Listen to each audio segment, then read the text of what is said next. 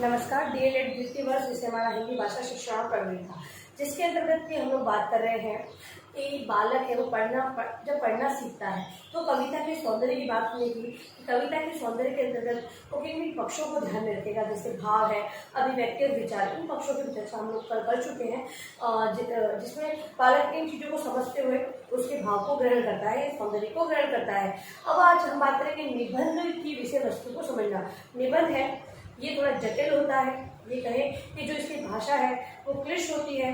विद्यार्थियों को उसके अंतर्गत अपनी समझ विकसित करने के अंतर्गत भी समय लगता है। अध्यापक है जब वो अपने पाठ को पढ़ाता है तभी उसे पूर्ण तैयारी तथा उसके विषय वस्तु के अंदर जो कठिन शब्द दिए होते हैं उसको समझकर ग्रहण करते हुए, मतलब उसके अर्थ को ग्रहण करते हुए पढ़ाना होता है। ठीक है, तो निबंध के अंतर्गत समझना किन किन चीज़ों को है, ये सारी चर्चा आज हम लोग वीडियो के अंतर्गत करेंगे कि निबंध की विषय वस्तु को समझना, क्या समझकर जाना है जिससे कि हम अपने शिक्षण को प्रभावी और रुचिकर बना सकते हैं।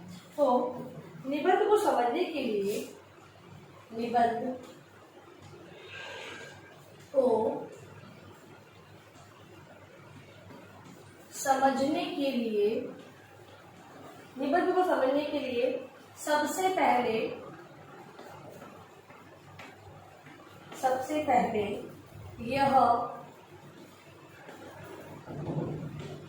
यह देखना चाहिए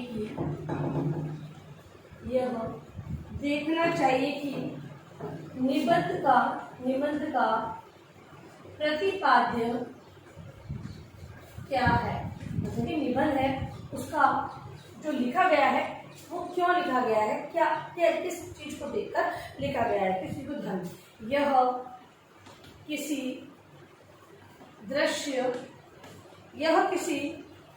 दृश्य, स्थान या प्रकृति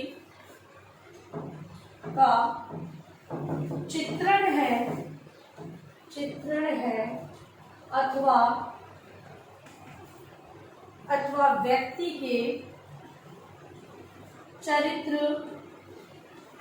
के चरित्र का वर्णन। सबसे पहली बात समझेंगे कि ये इसका प्रतिपाद्य क्यों किया गया है। अगर उसको प्रतिपाद्य दृश्य या स्थान या प्रकृति को ध्यान में रखकर किया गया है या फिर किसी व्यक्ति के चरित्र का वर्णन करने के लिए इस निबंध का प्रतिपाद्य किया गया है।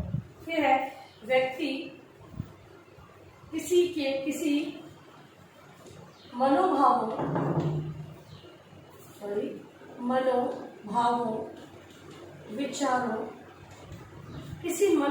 विचारों समस्या का निरूपण है। इसलिए मनोभाव भी हो सकते हैं निबंध के अंतर्गत, या फिर कोई समस्या है उसी पर आधारित हम लोग निबंध की रचना कर सकते हैं। निरूपण है या किसी प्रसंग का भावात्मक चित्रण मात्र है। इसके आधार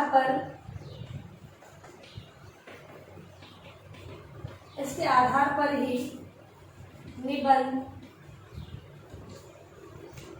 को समझने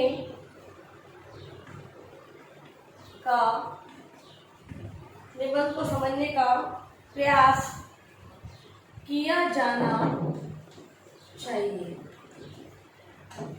अगली बात यह है कि ये भावात्मक है, किसी समस्या पर आधारित है। इन सारी चीज़ों को आधार पर हमें समझने का प्रयास किया जाना चाहिए कि क्यों प्रतिपादित किया गया है निबंध का। निबंधों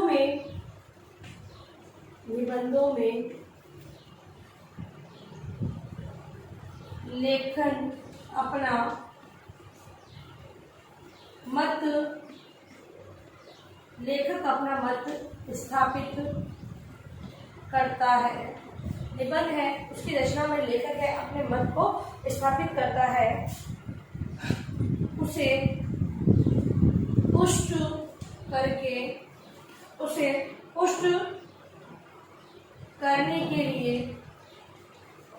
करने के लिए तर्क देता है, दिए गए तर्कों दिए गए तर्कों से अपना अभीष्ट मंतव्य पूरा करता है, अपना अभीष्ट मंतव्य पूरा करता है। निबंध को समझते हुए, निबंध को समझते हुए समय उसमें दिए बिंब उदाहरणों एवं संदर्भों पर विषय की रोशनी में ही देखा जाना चाहिए।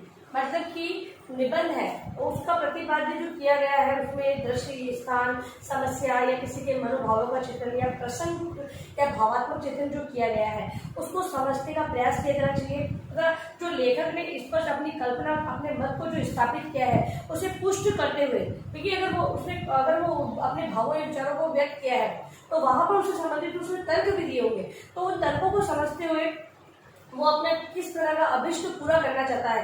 तो मान लो अगर कुछ स्वच्छता अभियान का कोई निबंध लिखा गया है, ठीक है, अब वो स्वच्छता अभियान के अंतर्गत अभियान तो है लेकिन किन बातों पर वहां पर तर्कों को दिया गया है, किस बात को समझाना चाहता है। निबंध तो है लेकिन सब अपने अपने भावों विचारों के आधार पर, अगर हमें कहीं निबंध लिखना है तो एक व्यक्ति दूसरे व्यक्ति को कॉपी नहीं करेगा, अपने अनुसार उस निबंध को लिखेगा। तो कौन किस अभिष्ट को बताना चाहता है वो सारी बातें समझनी इसके अंतर्गत होती है। इस प्रकार से एक जो निबंध की विषय वस्तु है, क्योंकि निबंध है वो अपने अंतर्गत ही एक पृष्ठ भाषा में लिखा जाता है। हम लोग देखते हैं कि छोटी कक्षाओं में निबंध होता है वो 2 या 4 लाइनों का निबंध बच्चों को दिया जाता है। उसके बाद बालक एक गद्यांश के रूप में निबंध को लिखते हैं। तत्पश्चात जो बड़ी कक्षाओं में, अगर मान लो उच्च प्राथमिक या माध्यमिक या उच्च माध्यमिक कक्षाओं की बात करें तो वहां पर निबंध है वो एक वर्णन या सारांश के रूप में निबंध दिया जाता है, जिसमें एक रूपरेखा तैयार की जाती है और विषय वस्तु का उसमें वर्णन किया जाता है। और अगर हम लेखकों की बात करें तो जो लेखक निबंध लिखते हैं वो उस पर आधारित ये कह सकते हैं कि वहाँ पर आधारित दृश्य या किसी चित्र का वर्णन पर लिखते हैं, या फिर वहाँ की जो प्राकृतिक स्थिति उसको ध्यान में रखकर भी लिख सकते हैं निबंध, या कुछ समस्या या घटना उस समय रही होगी उस पर आधारित निबंध है। अब वो समस्या या घटना है, बालकों को समझने के अंदर थोड़ी दिक्कत आती है, तो समझने के अंतर्गत इन चीज़ों को ध्यान में अगर रखेगा बालक तब उसे अच्छी तरह से समझ में आ जाएगा। और एक विद्यार्थी शिक्षक है, आप लोगों को भी समझना जरूरी है कि जो निबंध है उसके अंदर निबंध केवल आपको पाठ पढ़ाकर नहीं, मतलब जैसे कि हम क्या करते हैं अच्छा कहते हैं पाठ को पढ़ाते हैं, विद्यार्थियों से पढ़ाते हैं, हमारा काम ऐसा नहीं होना चाहिए।